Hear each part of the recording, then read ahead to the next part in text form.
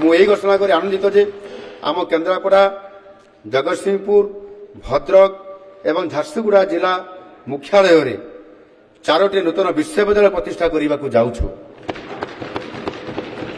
यही नूतन अनुष्ठान गुड़िक एनईपी 2020 अनुजाई प्रथम दिन स्नातकोत्तर पाठ्यक्रम मौलिक भाव में अभिनव शिक्षादान कार्यकारी कर अन्य सुविधा पाइपर।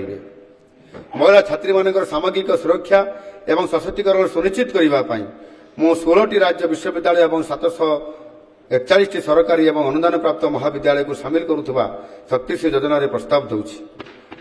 यही योजनार समस्त उच्चशिक्षा अनुष्ठान शक्तिश्री सशक्तिकरण सेल प्रतिष्ठा साथी संयोजिका एवं महिला श्रेणी प्रतिनिधि एफसीआर नियोजन आत्मरक्षा प्रशिक्षण सेप अभियान शक्ति अपांक सह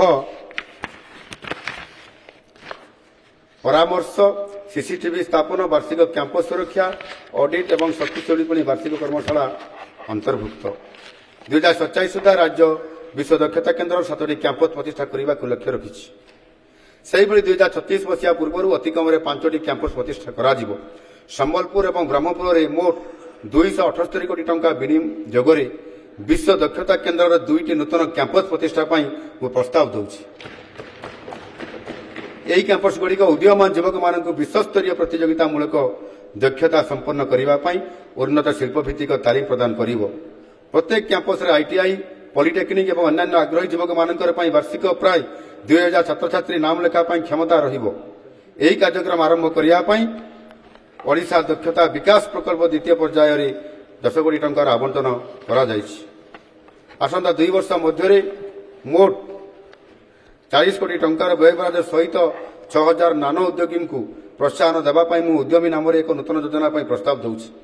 यही योजना संरचना उद्यमता विकास कार्यक्रम आनुष्ठानिक ऋण पाइबापी उपयुक्त वातावरण सृष्टि स्थायी उद्योग सृष्टि सक्षम करने मार्गदर्शन और प्रत्यक्ष सहायता अंतर्भुक्त।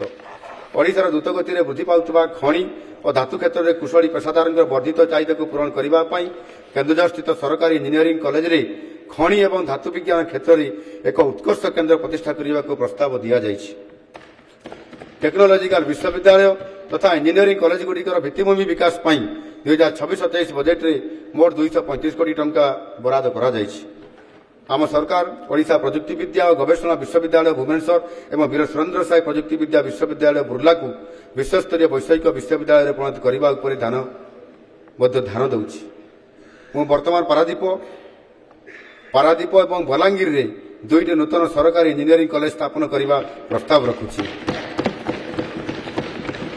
आम सरकार 2025-26 ठारू 2027-28 पर्यंत 3 वर्ष मोट 500 कोटी टंकार व्ययबराद सहित उत्कर्ष आईटीआई योजना को अनुमोदन करिसेंति। वर्तमान थिबा 5टी सरकारी आईटीआई को फ्लैगशिप उत्कर्ष आईटीआई भाव में उन्नत करने यह योजना कार्यकारी करा जाउछि। उदीयमान व्यवसाय दृढ़ शिल्प भागीदारी उत्कर्ष केन्द्र एवं आधुनिक भित्तिभूमि प्रति आईटीआई रे प्राय 100 कोटी टंका विनियोग करा 2026-27 आर्थिक वर्ष मुझे योजना 100 कोटी टंकार प्रस्ताव रखी। यह व्यतीत आधुनिक प्रशिक्षण सुविधा अत्याधुनिक कर्मशाला एवं डिजिटल